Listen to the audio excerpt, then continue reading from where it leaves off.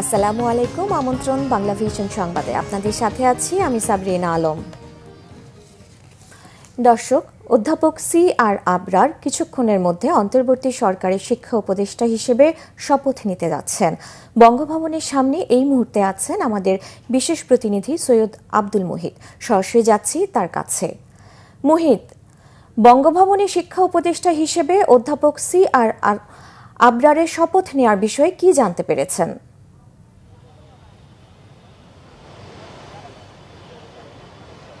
আপনাকে জানিয়ে রাখি যে কিছুক্ষণের মধ্যেই উপদেষ্টা পরিষদের সদস্য সংখ্যা আরেকজন বাড়তে যাচ্ছে। শপথ নিতে যাচ্ছেন সি.আর. আবরার, ঢাকা বিশ্ববিদ্যালয়ের আন্তর্জাতিক সম্পর্ক বিভাগের অধ্যাপক, পাশাপাশি রামরুর তিনি নির্বাহী পরিচালক, এবং আপনি জানেন যে নির্বাচন সংস্কার কমিশনের সদস্য সি.আর. আবরার কিছুক্ষণের মধ্যেই শপথ নেবেন বঙ্গভবনে। এরই মধ্যে শপথ অনুষ্ঠানে যোগ দিতে উপস্থিত হয়েছেন প্রধান উপদেষ্টা ডক্টর মোহাম্মদ ইউনূস এবং উপদেষ্টা পরিষদের বেশিরভাগ সদস্য সংখ্যায় শপথ অনুষ্ঠানে যোগ দিয়েছেন।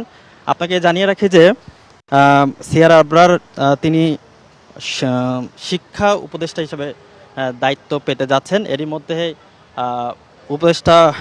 প্রধান উপদেষ্টা দপ্তর থেকে এটুকু নিশ্চিত হওয়া গেছে, যিনি শিক্ষা উপদেষ্টা রয়েছেন অর্থাৎ ডক্টর ওয়াহিদুদ্দিন মাহমুদ, তিনি গতকাল শিক্ষা উপদেষ্টার পদ থেকে অব্যাহতি দিয়েছেন। সেই জায়গায় নতুন করে সি.আর. আবরার শিক্ষা উপদেষ্টার দায়িত্ব নিতে যাচ্ছেন। আপনাকে জানিয়ে রাখি যে উপদেষ্টা পরিষদের যে বহর অর্থাৎ 22 জন বর্তমানে রয়েছে, সি.আর. আবরার যোগ দেওয়ার পর সেটি 23-এ পৌঁছাবে। এর আগে 25শে ফেব্রুয়ারি ছাত্র অভ্যুত্থানের মাধ্যমে ছাত্রদের প্রতিনিধি হিসাবে নাহিদ ইসলাম উপদেষ্টা পরিষদে ছিলেন। তিনি 25শে ফেব্রুয়ারি দায়িত্ব থেকে উপদেষ্টা পরিষদ থেকে নিজেকে প্রত্যাহার করে নেন। নতুন দল গঠনে তিনি সেখানে যোগ দিয়েছেন আহ্বায়ক হিসাবে। এখনও আমরা যেহেতু বঙ্গভবনের ভেতরে যে আনুষ্ঠানিকতা সেটি দেখতে পাচ্ছি না, তবে বেলা 11টায় শুরু হওয়ার কথা, সেই হিসাবে শপথ অনুষ্ঠানের যে আনুষ্ঠানিকতা সেটি শুরু হয়ে গেছে।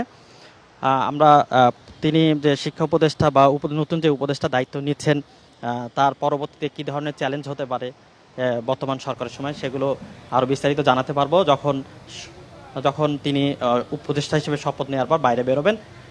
তো এই হচ্ছে আমার কাছে সর্বশেষ অবস্থা। পরবর্তীতে আরও তথ্য পেলে আপনাদের জানিয়ে দেওয়ার চেষ্টা করব। মোহিত, আপনাকে ধন্যবাদ। পতিত সরকারের প্রধান শেখ হাসিনার সাবেক উপদেষ্টা এইচ.টি. ইমামের ছেলে সাবেক সংসদ সদস্য তানভীর ইমামের বাসায় গতকাল গভীর রাতে তল্লাশি চালিয়েছে একদল বিক্ষুব্ধ জনতা। ওই বাসায় আওয়ামী লীগের দোসররা রয়েছে এমন সন্দেহে তল্লাশি করার কথা জানান বিক্ষুব্ধরা।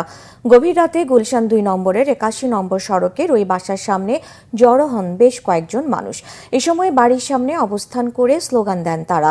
এক পর্যায়ে বাড়ির প্রধান গেট টপকে ভিতরে ঢুকে পড়েন তারা। ভবনের 4 তলার ওই বাসার মূল দরজা ভেঙে ভেতরে গিয়ে পুরো বাসায় তল্লাশি করে তছনছ করে হয়। বিক্ষুব্ধ জনতার তল্লাশি শুরুর বেশ কিছু সময় পর গুলশান থানা পুলিশের সদস্যরা ঘটনাস্থলে পৌঁছান। এরপর সেখানে যান সেনাবাহিনীর সদস্যরাও। তবে বাসায় 3 জন স্টাফ ছাড়া আর কেউ ছিল না। অবৈধ অস্ত্র আছে আমরা জানি, আর এখানে আওয়ামী লীগের অনেক পলাতক খুনি আছে যারা বিভিন্ন মামলার আসামি, এখানে যারা ছাত্র জনতাকে হত্যা করেছে সেই আসামিগুলো এখানে আছে আমরা জানি। আমরা প্রশাসনের কাছে সকাল থেকে সারাদিন অপেক্ষা করেছি, ইভেন প্রশাসনকে অবগত করার পরেও প্রশাসন আমাদের ডাকে সাড়া দেয় নাই। আমি রাষ্ট্রবিজ্ঞান বিভাগের তেজগাঁও কলেজের। এখানে আমরা শুনছি যে এখানে আওয়ামী লীগের দুর্বৃত্ত লুকে আছে, জাস্ট আমরা ওনারে বাই করার জন্য আসছি। সন্ধ্যা থেকে এরা স্লোগান দিয়েছে, দিয়া আমার কাছে গেট খুলতাম, আমি তো গেট খুলতে পারবো না, নিষেধ। তারপরে এরা উঠে দিয়ে আইয়া গেট বাড়িয়ে খুলছে। এবারে চ্যাম্পিয়ন্স ট্রফিতে ভারতকে ফাইনালে তুলে ইতিহাসের প্রথম অধিনায়ক হিসেবে আইসিসি 4 টুর্নামেন্টের সবগুলোতে এই কীর্তি গড়লেন রোহিত শর্মা। বিরাট কোহলিও দুবাইয়ে অস্ট্রেলিয়ার বিপক্ষে সেমিফাইনালে 84 রানের ইনিংস খেলে 2টি নতুন রেকর্ড গড়েছেন। দুবাইয়ে মঙ্গলবার রাতে অস্ট্রেলিয়ার বিপক্ষে 4 উইকেটে সেমিফাইনাল জেতার সঙ্গে সঙ্গে শেষ গৌরবময় এক কীর্তি গড়ে ফেলেন রোহিত।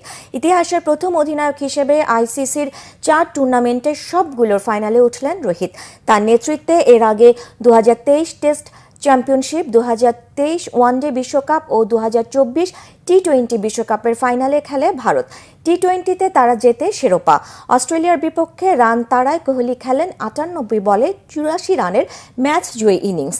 আইসিসির ওয়ানডে টুর্নামেন্টে এটি তার 24 নম্বর 50 ছোঁয়া ইনিংস, যা তাকে ভারতের সচিন টেন্ডুলকারকে টপকে রেকর্ডটি এককভাবে নিজের করে দিয়েছে। সেখানে সেঞ্চুরি 6টি, 50 18টি। টেন্ডুলকারের 23 ইনিংসে সেঞ্চুরি ছিল 7টি, 50 16টি। চ্যাম্পিয়ন্স ট্রফিতে কোহলির 50 ছোঁয়া ইনিংস হল 7টি। এটিও নতুন রেকর্ড। কোহলি ছাড়িয়ে যান ভারতেরই সাবেক 3 ব্যাটসম্যান সৌরভ গাঙ্গুলি, রাহুল দ্রাবিড় ও শিখর ধাওয়ানকে। 3 জনেরই এই কীর্তি 6টি করে। এই ছিল এখনকার মতো। পরের সংবাদ বেলা 12টায় দেখার আমন্ত্রণ রইল। এছাড়া বাংলা ভিশন সংবাদ ও সংবাদ সংশ্লিষ্ট অনুষ্ঠান দেখতে ভিজিট করুন www.fabnews24.com ও facebook.com/banglavisionnews এবং সাবস্ক্রাইব করুন youtube.com/banglavisionnews। ধন্যবাদ।